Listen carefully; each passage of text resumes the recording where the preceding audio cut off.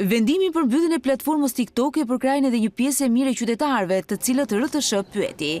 Për prindrit ky lloj kufizimi nuk përbën shqetësim, përkundrazi, lehtëson dhe ata nga përgjegjësia e kontrollit që duhet të kenë ndaj fëmijëve në përdorimin e rrjeteve sociale.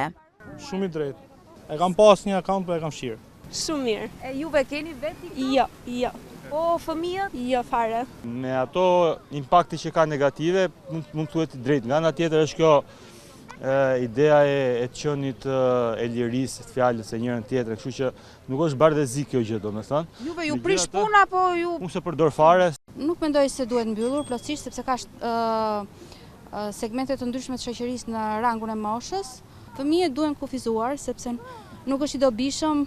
Ndonjëherë ke tentuar të futesh në TikTok për të parë në një video gazmore për shembull? Kur dalin tek Instagrami ose tek Facebooku, i shikoj. Më duket e drejtë.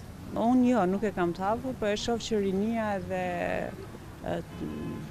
fëmijët e vegjël.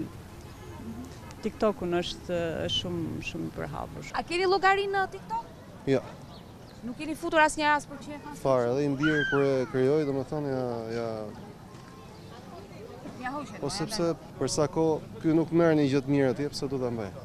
Por një pjesë e adoleshentëve mendojnë ndryshe, ndërsa e pranojnë ndikimin që kanë tek ata forma të ndryshme të ekspozimit. Po kam. Domethënë, po nuk është se ma lejon mami dhe s'kam as telefon, domethënë. E shef vetëm me telefonin e mamit. Po të motrës më saktë, bëjnë video ndonjëherë për njëri tjetrin, e di bullizuse, kështu edhe për mendimin tim duhet mbyllet. Keni llogari në TikTok? Po kam. Postime jo nuk bëj, thjesht më pëlqen të shijoj dhe të shikoj, të bëj scroll, siç e themi ne. Po, për shembull sa video ke të hedhur aty tek, meqense ke profilin tënd? Asnjë. E kam dhe privat profil. Çfarë të bën përshtypje ty në të gjithë ato që shikon gjatë ditës, meqense je përdoruese e TikTokut? Me thënë të drejtën, TikTok është një aplikacion i cili të shfaq atë që ti do të shikosh. Dhe ti aty ke dhe opsionin që të vendosësh se cilat video ti nuk je i interesuar që të shohësh. Dhe me kalimin e kohës, TikToku fillon të shfaq gjërat për të cilat ti je e interesuar. Edhe unë shoh po atë gjëra për të cilat unë jam e interesuar.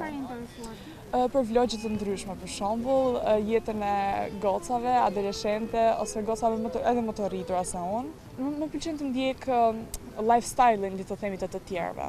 Me thënë të drejtën, dëshirë nuk kam që të mbyllet, por që a kam krijuar një farë varësie që do më dhinte shumë nëse do mbyllej, jo. Duke nisur nga data 12 mars, në Shqipëri askush nuk mund të jetë përdorues i TikTok. Pasi me vendim të qeverisë kjo platformë do të mbyllet përmes Agjencisë Kombëtare të Sigurisë Kibernetike dhe ky kufizim do të vlejë për të paktën 12 muaj.